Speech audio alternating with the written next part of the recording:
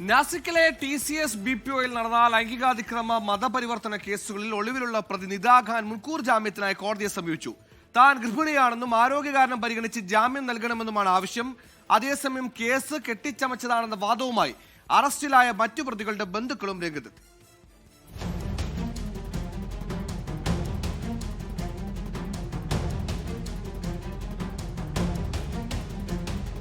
TCS ക്യാമ്പസിൽ നടന്ന ലൈംഗിക അതിക്രമങ്ങൾക്ക് കൂട്ടുനിന്നു എന്നതാണ് നിദാ ഖാനെതിരായ കുറ്റം. സ്ഥാപനത്തിലെ HR മാനേജറാണ് നിദാ ഖാൻ എന്നതായിരുന്നു ആദ്യം പുറത്തു വന്ന വിവരം. എന്നാൽ സ്ഥാപനത്തിലെ ടെലികോളർ മാത്രമാണ് നിദയെന്ന് കുടുംബം പറയുന്നു. ടവർ ലൊക്കേഷനും മറ്റും പരിശോധിച്ചത് പ്രകാരം ഇന്നലെ മുംബൈക്കടുത്ത് ഭീവണ്ടിയിൽ വ്യാപക തെരച്ചിൽ നടത്തിയെങ്കിലും നിദാ ഖാനെ കണ്ടെത്താൻ പോലീസിന് കഴിഞ്ഞില്ല. നാസിക്കിലെ കോടതിയിലാണ് മുൻകൂർ ജാമ്യാപേക്ഷ ഇപ്പോൾ നൽകിയിരിക്കുന്നത്. ഗർഭിണിയാണെന്നത് പരിഗണിക്കണമെന്നതാണ് അപേക്ഷയിലെ ആവശ്യം. അതേസമയം കേസ് കെട്ടിച്ചമച്ചതാണെന്നും ബജ്രംഗ് ദൾ അടക്കമുള്ള സംഘടനകൾ വിഷയത്തിൽ ഇടപെട്ടത് ഇതിന്റെ ഭാഗമാണെന്നും അറസ്റ്റിലായ പ്രതി റാസ മേമന്റെ ബന്ധു മാധ്യമങ്ങളോട് പറഞ്ഞു.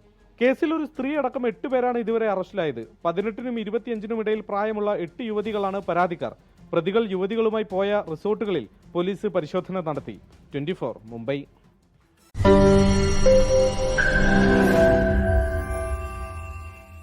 ലോകത്തെവിടെയായാലും ഏത് സമയത്തും 24 വാർത്തകളും ഓഗ്മെന്റഡ് റിയാലിറ്റി പാക്കേജുകളും എക്സ്പ്ലെയിനറുകളും വിശദമായി കാണാൻ ഞങ്ങളുടെ YouTube ചാനൽ നിങ്ങൾക്ക് സബ്സ്ക്രൈബ് ചെയ്യാം.